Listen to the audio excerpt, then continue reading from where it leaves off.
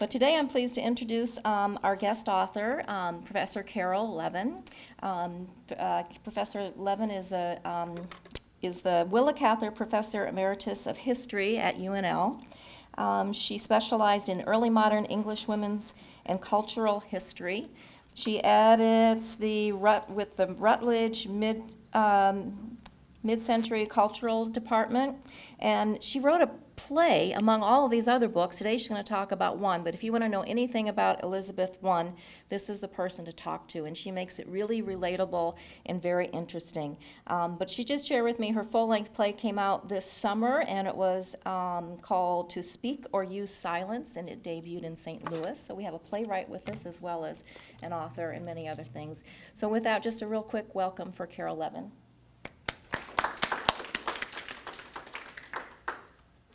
It is such a joy being here, and especially being here in this wonderful public library.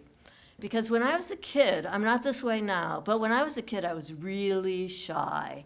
And the high point of my week, every week, my mom would take me to the public library, and I get to check out books. And I was so thrilled. And I read a lot of, fairy tales, but I also really went to the biography section for kids. And I read a lot of interesting books about interesting people like Florence Nightingale and Louisa May Alcott. And then one day I picked up a kid biography of Queen Elizabeth I. I think I was 10 years old. I've never looked back. I absolutely love the opportunity to talk about Elizabeth. And I'm very proud and delighted that I published a number of books about Elizabeth, including a children's book. I'm so fascinated with her, a number of studies, but recently I did the book, The Reign and Life of Queen Elizabeth I, Politics, Culture, Society. And I'm really proud of that book, and so I want to talk about what's in the book, but I wanted to also just begin by just talking more about who Queen Elizabeth I was.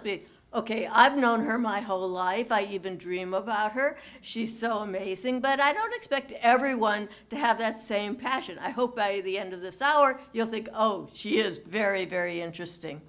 Elizabeth was the daughter of Henry VIII. She was his second child, his second daughter.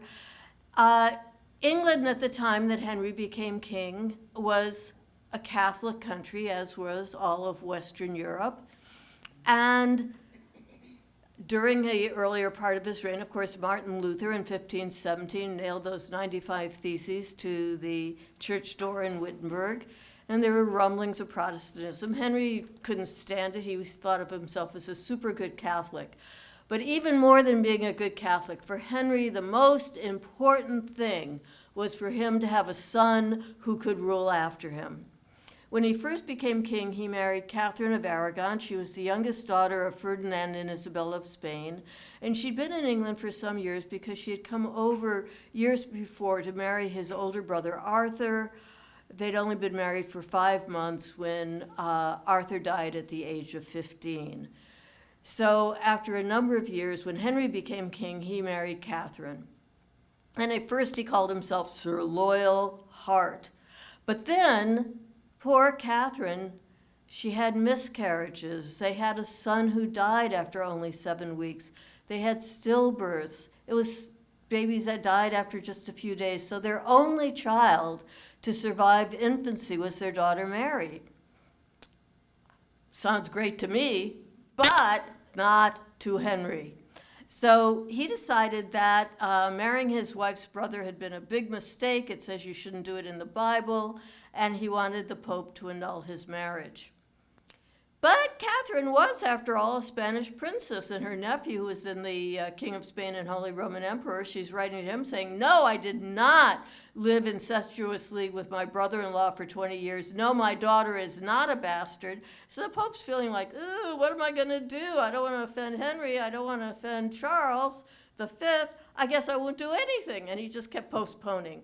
To make matters even more important for Henry, Sir Loyalheart fell in love again with Anne Boleyn, a woman at court. And she'd figured out, because her older sister had been Henry's mistress, being the king's mistress does not get you a whole lot. And if he's thinking of getting rid of his wife, he should marry Anne. So after many years, Henry broke with the Catholic Church. Parliament said that England is an empire, and England doesn't have to listen to either the Pope or the Emperor. He married the pregnant Anne Boleyn. He's thrilled. He goes to every soothsayer in the land. Henry was very superstitious. They all said, "Sovereign, it'll be a boy, don't worry." They had a 50-50 chance of being right. They were wrong. And on September 7th, 1533, there was Elizabeth. Henry was, to put it mildly, not pleased. Less than 3 years later, when poor Anne had then had 2 miscarriages after that, he had her accused of having taken 5 lovers, one of whom was her own brother. If you're going to come up with a big lie, make it big. And Anne and the men were executed. And the very day of Anne's execution, he announced his engagement to another lady at court, Jane Seymour, married her, and eventually they did have a son, Edward, though Jane died in childbirth. Henry married 3 more times. I'd love to tell you about that, but I've got to get to Elizabeth. And he had both his daughters, Mary and Elizabeth, declared illegitimate. But when he was dying, he got Parliament to pass an act of succession, and he put it in his will. Even though they were illegitimate, if his son Edward died without heirs, the throne would go to his older daughter Mary, and if she died without heirs, to Elizabeth. Edward was only 9 when he became king. He was very sickly too. He died before he turned 16. England had been very Protestant under Edward. Mary becomes queen and makes it all Catholic again because she always was loyal to her mother and the Catholic faith. Elizabeth, of course, had been raised as a Protestant. She was the heir. When she refused to convert, Mary got very angry. She even put Elizabeth in the Tower of London. Elizabeth thought she might be executed like her mother. Luckily, she was not. And in 1558, at the age of 25, on November 17th, she became the Queen of England. She ruled for close to 45 years. She was a Protestant, but one of her big issues was she wanted to be queen of all the English. And she created a church settlement that nobody was really happy with, but nobody was too unhappy with for a long time. And that was kind of a big tent. And it was kind of like, if you'll go to church occasionally, as she put it, I do not want to make windows into men's hearts and secret thoughts. Outward conformity was enough. The other big issue when she became queen was she was 25. She was unmarried. Get this woman married so she can have a king who can really rule for her, and she can have a son. Well, she had many courtships. She never married. And she kept saying, don't worry, it'll all work out in the end. I'm sure God has a plan. And we say, well, that's fine, but we're very worried. Things got even more complex 10 years into her reign when her cousin, Mary Stuart, who was the granddaughter of Henry VIII's older sister, Margaret, who had married the King of Scotland. Mary had become queen when she was just an infant. And unlike Elizabeth, she loved getting married. She was married first to the heir of the King of France. Then she married her cousin, Henry Stuart, Lord Darnley. Then she got really kind of disgusted with the marriage. And for some good reason, he was not a good man. But still, the fact that the place he was staying in blew up, gunpowder. He wasn't killed in the blast, but he and his manservant were found strangled in the garden. And the fact that only a very few months later she married Lord Bothwell, who everyone said was his murderer, was not real smart on Mary's part. Elizabeth became queen at 25. Mary was forced to abdicate at 25. She managed to escape, rushed to England, and said she and Elizabeth never met. Every movie you ever see about Elizabeth and Mary, secret meeting. Secret because, of course, it never happened. Never met, but she's writing to Elizabeth saying, "You're my dearest friend, help me become Queen of Scotland again." She's also writing to the Spanish ambassador saying, "With your master's help, I'll be Queen of England in 3 months and mass will be said all over the country." Elizabeth didn't know what to do with her, so she kept her under house arrest. Very nice house arrest, lots of servants, lots of good things, which kept getting narrowed after Mary kept getting involved with plans to have Elizabeth assassinated. This went on for almost 20 years until finally the last plot was so upsetting that Mary was put on trial. She claimed she couldn't be put on trial because she was a queen. She was found guilty, and though Elizabeth was very reluctant, she finally signed the death warrant. The year after that, King Philip of Spain decided, England needs to be Catholic again. I think I'll send my great ships, the Armada, and since they seem to like queens, I'll give it to my younger daughter. She can be queen of England after we conquer it. This was one of the great crises of her reign. They pulled together ships to try to fight on the sea. They got soldiers together. Sir Robert Dudley, the Earl of Leicester, who was her great companion, hoped to marry her but never did. He was at Tilbury getting the troops together, and he said, "Come to Tilbury. This will make the troops so happy." Her advisors at court said, "It's way too dangerous." But Elizabeth said, "I am going."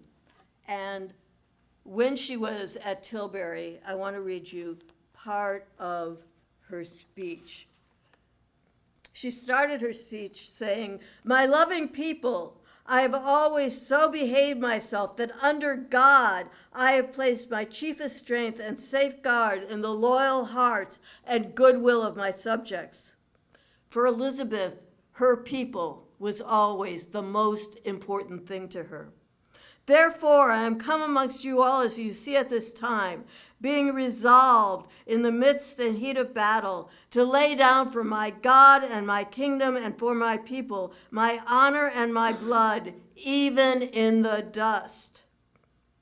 I know I have the body of a weak and feeble woman, but I have the heart and stomach of a king," stomach being courage, "and of a king of England too, and think foul scorn that Parma or Spain or any prince of Europe should dare invade the borders of my realm." She ended with the promise, "Rather than any dishonor shall grow by me, I myself will take up arms. I myself will be your general." As it turned out, the English were far more skillful than the Spanish, and they were able to defeat the Spanish before they ever landed. This was, as I say, one of the great crises of her reign, and the celebration after the defeat of the Armada, one of the high points of her reign. Unfortunately, the last decade of her reign were harder. There was inflation, there were bad harvests.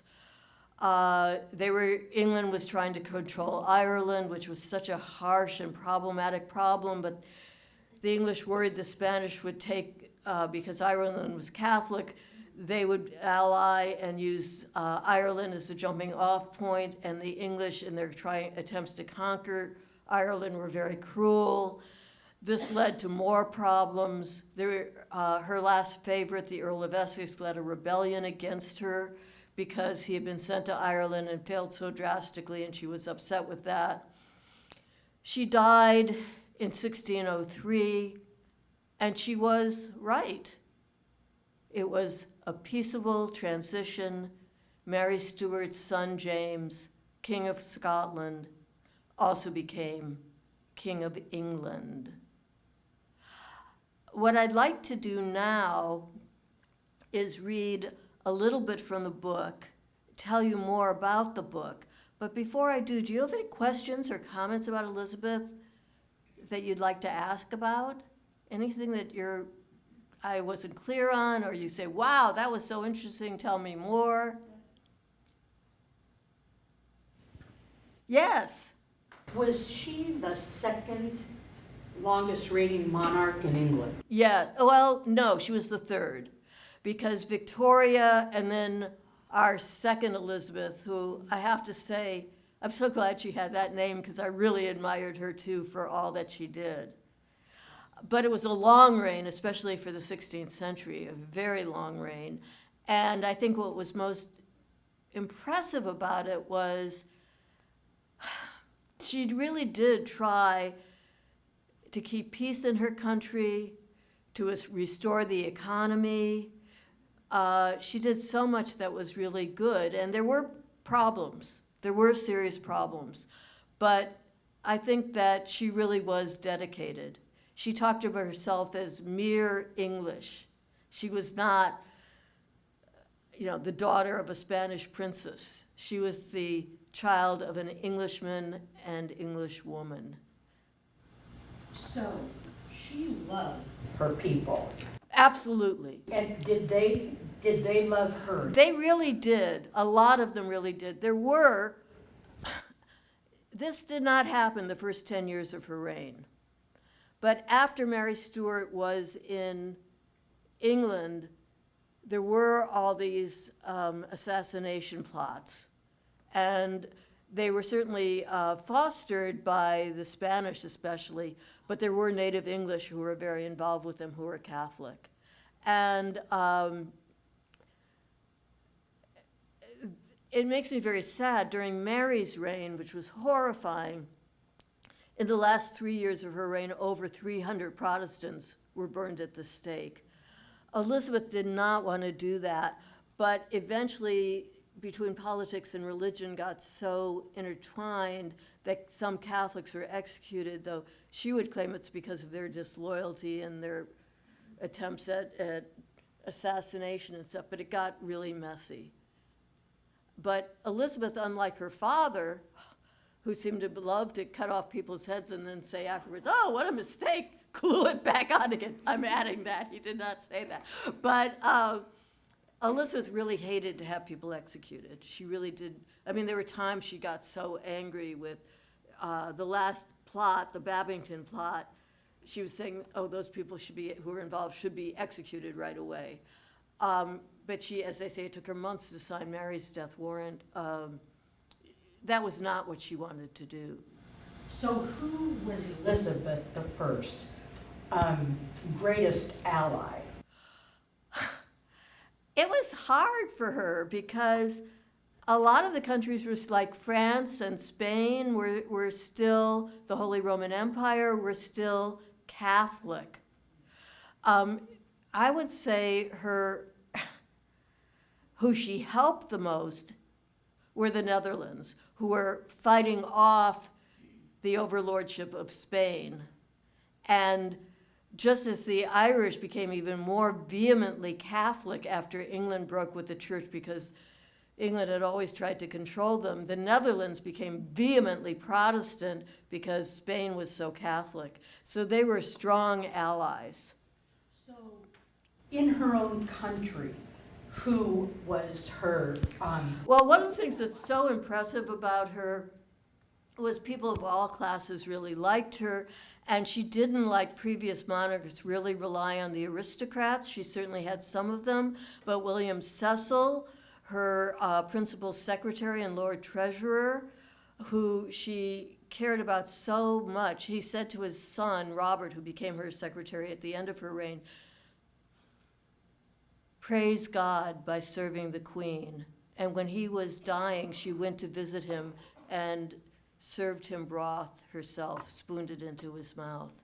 Sir Francis Walsingham, who was her spy master and was incredibly clever at keeping her safe, these men were not aristocrats. So she had a lot of allies who were merchants. She was loved. She would go on Progress, especially in the summer where London was hot. And it's also, she hated to spend money, so it was the biggest honor, but also like an honor that breaks the bank. She and her court would go visit all these people. And she was, wherever she went, there would be people cheering her. So she was deeply loved for much of her reign, though there were these other elements as well. One of the things, oh, yes. Can you talk about her involvement with Shakespeare? I would love to talk about her involvement with Shakespeare. And if you do read my book, the final chapter of the book, the large section, is called Elizabeth's Pleasures, because Elizabeth worked so hard and there was so much that was really tough that I really wanted to look at things she really enjoyed. And I'm going to read you a brief thing about dancing, which was one of the things she really loved. She loved, loved, loved having plays at court. She thought that was great. And Shakespeare's company was one of her favorites.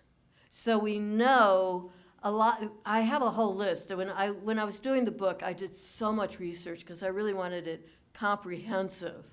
And so I have titles of all sorts of plays that were put on at court, but unfortunately we don't have the scripts. But we do know that a number of Shakespeare's plays were put on at court, and one that she really loved was Twelfth Night. And Two Gentlemen of Verona that had a dog. She thought that was incredibly funny. She loved the character John Falstaff. She did say when Essex was rebelling and somebody had written a pamphlet about Henry IV, who was a cousin of Richard II and usurped the throne, and Richard was later murdered. And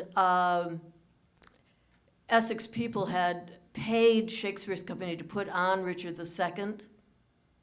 And she said to someone at her court, "Know ye not that I am Richard II?" One of the things I will also say about Shakespeare, if you read his plays and read them and see them because they're wonderful, the plays that were written in the 1590s while she was still queen had the most amazing, strong, powerful, wonderful women in them, like Beatrice in Much Ado About Nothing, like Viola and Olivia in Twelfth Night. These are plays with amazing female characters. And I'll say one other thing very quickly. Shakespeare died in 1616. Only about half of his plays were published during his lifetime, and two of his close friends were afraid his plays would be lost. They worked with his wife, and in 1623, they published the first folio, which was a complete collection of Shakespeare's plays. 18 plays had never been published before. They would have been lost without this. This is the 400th anniversary, and I'm really proud that with Tracy Robeson, there is an exhibit on the first folio in the basement of Love South, and it's really fun. So I encourage you to look at it. I love doing it because, wow, doing exhibits is so much fun too.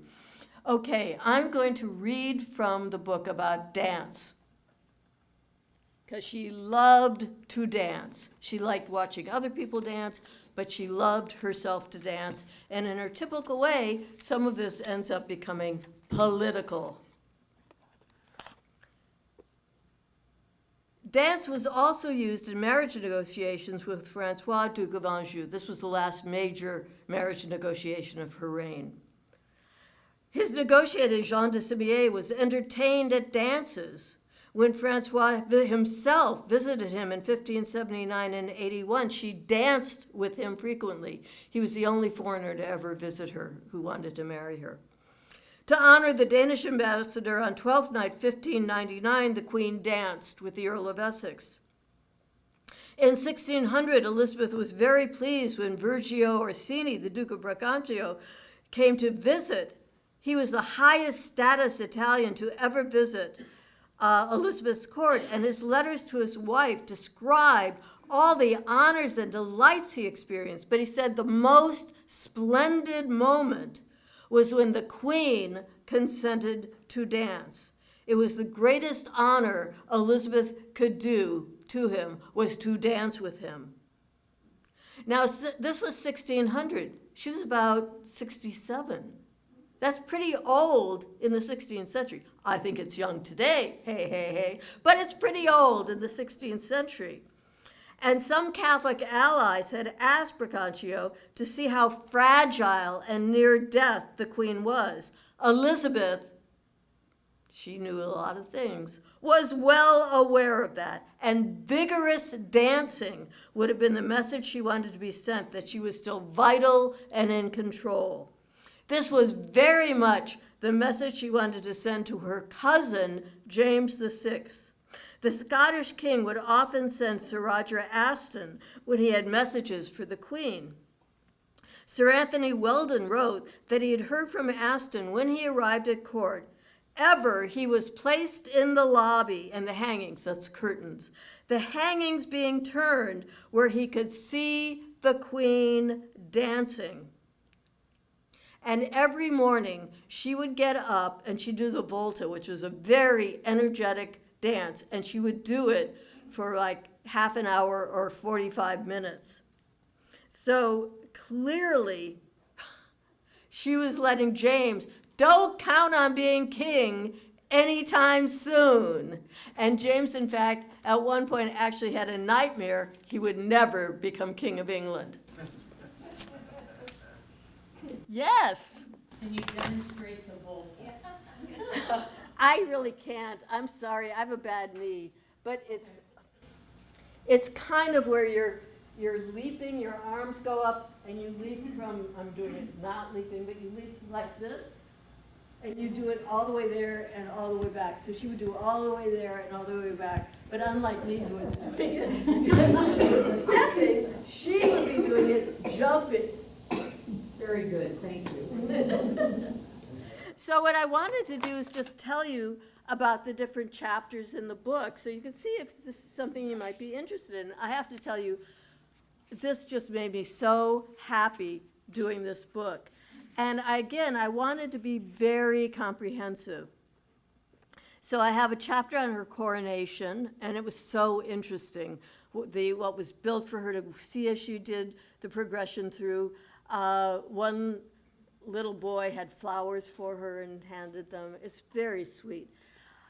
She had a privy council, and I have never seen this before, and so I worked really hard on it. But I decided to not only talk about who were the secretaries, but like the Secretary of State, William Cecil, but who were the clerks, who were the ones who set up the room, and then I have every single member of her Privy Council chronologically from the beginning of her reign to the end. I have a chapter on the Archbishops of Canterbury because they were really important. They really worked with Elizabeth or against Elizabeth in one case, and so that was a very important role as well. I have one on her courtships and favorites, every courtship she had. And I have to say, though she never married, she did love courtships. The Spanish ambassador said, though she says she hates the idea of marriage, I don't believe it. She wants the whole world running after her. All the potential heirs to the throne, and that was also an issue because it wasn't just Mary Stuart. There were a lot of other cousins who were potential heirs. The ambassadors at her court, and those are wonderful because their letters back give me so much information. And fascinatingly enough, one of the Spanish ambassadors, Guzman de Silva, really liked Elizabeth and she really liked him. And so she would confide with him about things that she might not have said to other people. And I thought that was fascinating. And when he left England to take a post in Venice, she was really devastated. And it was terrible for England because the next ambassador got involved in all these assassination plots. And finally, the last ambassador got kicked out.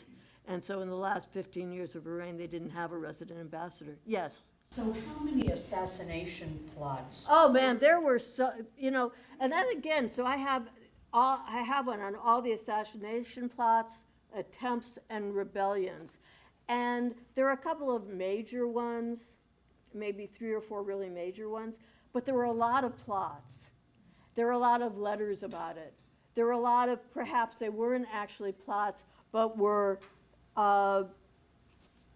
talked about as ways of getting people to be loyal to her. So I have every single one, I think. And I went through so many primary sources. I have one on the Spanish Armada. That's in the first part, which is called Politics and Religion. The second part is called Society and Culture. And a chapter I'm very proud of is Elizabeth's England and Others. And I talk about all these people who came to England, people like Princess Cecilia, the Princess of Sweden, she had this huge crush on Elizabeth. And so she came, and at first it was great, but then she spent all this money and didn't pay any of her bills, so it got to not be quite so great. People who came who were aristocrats, who were merchants, but I also was really interested in people who came as refugees. And then I was interested tragically in people who were brought to England against their will. And tragically, there were a number of people that happened to. And in one kind of terrible case, some Amerindians were brought, and they were presented as if they were a family, but they actually kidnapped this man from one place and this mother with her child from another. And then they were going to be brought to court as, quote, gifts to Elizabeth, but they all died before that could happen. So I wanted to do that in that chapter. I had a whole chapter on mirrors, because one of the legends about Elizabeth is that she was so vain, she hated to look in the mirror. So I went and looked at all the palaces and all the mirrors that were actually in there. And that was really fun. And that mirrors were actually gifts to Elizabeth. And there were also sometimes magic mirrors. John Dee, who was a magician, she actually asked him to do her horoscope of what would be the best day for her coronation. And I think he chose real well, given how well her reign went. But he actually had a magic mirror that was very distorting, which she thought was really amazing. And she would sometimes just go visit Dee to look at the mirror and chat with him. Elizabeth had dreams. We know about 3 of them because she talked about them. A lot of people also dreamed about her. And I think dreams are a fascinating historical idea. And so I have a whole chapter I call Dreaming Elizabeth. Also, one of the kind of legends about her, which is not true, is that she didn't like other women. She had a lot of women who were her close friends. Now, there were issues with this friendship because, after all, she was a queen and they were not. But she cared deeply about a number of women and had very long friendships with them. And I thought that was really important. And then I have one called Slander, Gossip, Rumors. And it's all the rumors that developed about her slander, the idea that she had taken many lovers, that she had illegitimate children. None of this is true, but this is still, people talk about that today. The funniest of these is the legend of the Bisley boy. And the idea of that is that this was actually Bram Stoker who first wrote about it. Tells you a little something. He was did work for Henry Irving, and Henry Irving was looking for a country estate. So Stoker went to Bisley, and then he was told the story. And the idea was that when Elizabeth was visiting there at the age of 10 with some of members of her court, she got ill and died. And Henry VIII was supposed to come visit her the next week. And the people in charge were so worried Henry would be angry. They found some boy and substituted him as Elizabeth. It didn't get found out, and for the next 60 years, this was the true Elizabeth. This is nuts. But what I realized was, and people still write about that today, what I realized was, it's like, A, Elizabeth is a great queen. B, women cannot be great rulers. Therefore, C, Elizabeth was really a man. So I thought that was beyond bizarre, too. And then my final chapter, as I mentioned before, was called Elizabeth's Pleasures, and I talk about her enjoyment of hunting, of dancing, of walking, of doing translations, how early in her life she loved to do embroidery, but she didn't have the time after she became queen because that takes so much time. She loved to play games, but again, she's the queen. And so one of the people she really loved to play cards with was Lord North, because he would always lose to her. She loved the plays and entertainments at court. She loved getting gifts, and the tradition was you would just give a bag with gold to the monarch, and she said, I don't want that. I want real gifts. I want beautiful clothes. I want jewelry. I want something imaginative. One of her favorite gifts, because she had problems with her teeth, was this beautiful set of things to help her with her teeth. She loved it. So I thought it was really fun to talk about all the gifts she got. So that is what this book was. And as I say, I've loved Elizabeth most of my life. And so I refer to this as my big book about Elizabeth. And I really wanted to do really deep research. So as I said, instead of just these are the famous assassinations, every plot that was even conceived of. These are the famous people who courted her. I wanted to look at every potential courtier in all of that. And for me, it was just a joy. It made me so happy. I absolutely love the portrait of Elizabeth for the cover because I wanted one. There are some that are really beautiful and famous, and my necklace is based on her coronation portrait, which I love. But there's so many books with the same image of Elizabeth, and I wanted something different. And I love this one because I feel like we can really see who the queen was in this painting of her fairly early in her reign. We have time for just a few more questions or comments. Yes? Who raised her after her mother was executed? And did her father- That is a great question. It was very hard, and there was Blanche Perry, who was a distant cousin, was a young woman, and she was there from the time before Anne Boleyn's death, and she was very important. And then when she was maybe 6, someone named Catherine Ashley came into her household, and she really thought of Cat Ashley as, in some ways, one of the people she was closest to. In Edward VI's reign, there were some problems, and Cat Ashley and Thomas Parry were in the Tower for things they had, some indiscreet things, and she did everything she could, all the letters she could, to get them out, and took them back into her household. And Cat Ashley was the chief gentlewoman of her privy chamber once she became queen. And when Cat died, and it was way too early in Elizabeth's reign, she was devastated. She was just devastated. And she canceled all of her meetings. She said, I can't do this. Blanche Perry continued to stay in her privy chamber into the 1590s, and she also loved her. So there were some people who did take care of her. Her father, I think, was a really terrifying person in her life. He would, sometimes they would get, he'd get angry with her about something. Sometimes he'd have her at court, then she'd be sent away. I think it was a very tough childhood. I used for the title of my play To Speak or Use Silence, and I'm hoping the play will eventually, they recorded it, will be on YouTube. So if that happens, I'll let everyone know. But I used that because she said the most important lesson she ever learned was when to speak and when to use silence, because she had to be so careful. Was she educated? She was brilliantly educated. She was a brilliant woman. She loved learning. Her most famous of her tutors was Roger Ascham, and he was known for believing in not punishing your students, making it really fun and interesting. She studied Latin and Greek. She also knew Italian, French very well, some Spanish.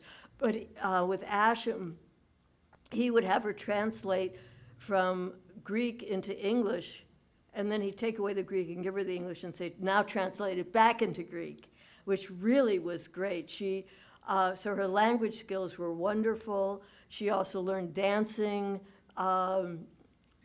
She learned history, and she loved to read when she could.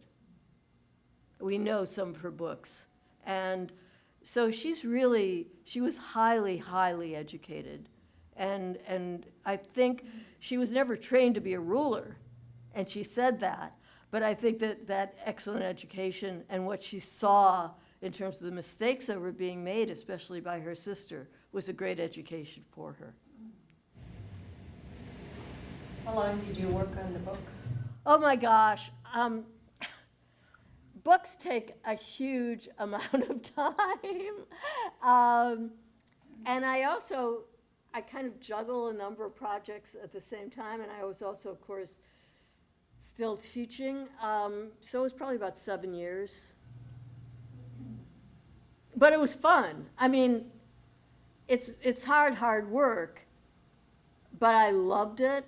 I feel so incredibly lucky that I had a job teaching, and I loved to teach. I had a job that encouraged me to do research, and I love that. I love speaking to people. I mean, I am so mind-blowingly fortunate to have had the life I've had. I can't say how much fun it has been for me. Anything else? Where was the main place she held? I'm sorry, I couldn't hear you. What is the main place that she held court? Oh, this is a great question, too. She had a lot of places. Whitehall was one of them. Greenwich was another. So there was a number of, she would take, and it wasn't just her, then they'd all move everything. So she had 3 or 4 places that she would go to. Before she became queen, her favorite place to stay was Hatfield Hall.